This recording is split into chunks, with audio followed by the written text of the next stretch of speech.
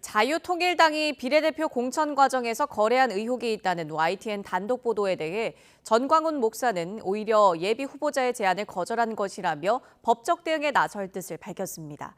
그러나 YTN이 확보한 녹취를 보면 전광훈 목사가 비례대표 순번을 직접 언급하면서 돈이 선결되지 않으면 불가능하다고 말한 대목이 등장합니다. 윤성훈 기자의 단독 보도입니다. 자유통일당 비례대표 공천 거래 의혹과 관련한 YTN 보도 다음 날 전광훈 사랑제일교회 목사가 직접 보수 유튜브 방송에 나와 입장을 밝혔습니다. 비례대표 공천을 신청했던 A씨 측이 먼저 공천원금 5억을 내겠다고 제안했지만 이를 거절하고 특별 당비로 내라고 했다는 겁니다. 깜빵 가고 싶냐고 내가.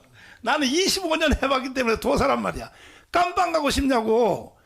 절대로 안 되고 그럴 뜻이 있으면 그 당 계좌번호에다가 돈을 냈어요.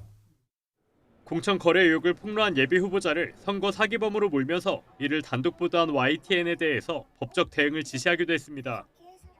그러나 취재진이 만난 예비 후보 A씨는 수억 대의 공천원금 요구가 자유통일당에서 먼저 있었다고 주장합니다. 지난달 말 안수기도 명목으로 수표와 현금으로 1억 원을 전 목사 측에 전달한 이후에도 지속적으로 여러 차례 공천 헌금을 요구했다는 겁니다. 실제 당 공천 핵심 관계자가 지난 2일 A씨 측에 보낸 카카오톡 메시지에는 이른바 헌금을 빨리 준비하라며 전 목사에 보고하겠다고 압박하기도 합니다. 후보자 A씨 부부는 당에서 요구하는 공천헌금 액수가 갈수록 올라가자 입당식 전날인 지난 21일 사랑제일교회에 있는 전광훈 목사를 찾았습니다.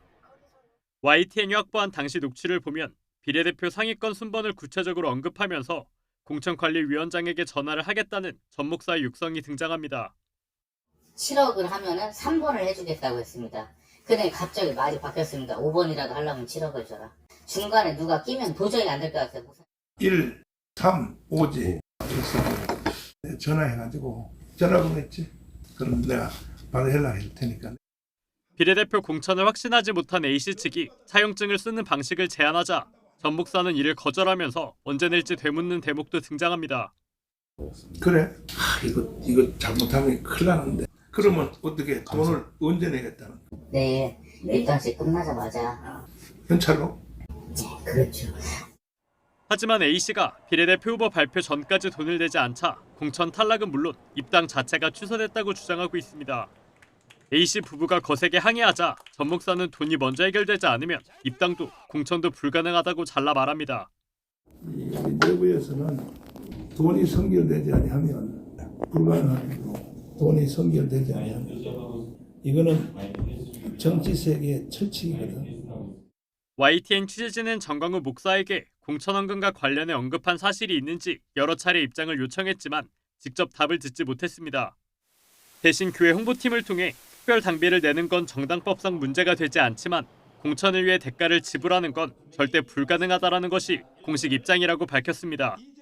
YTN 윤성훈입니다.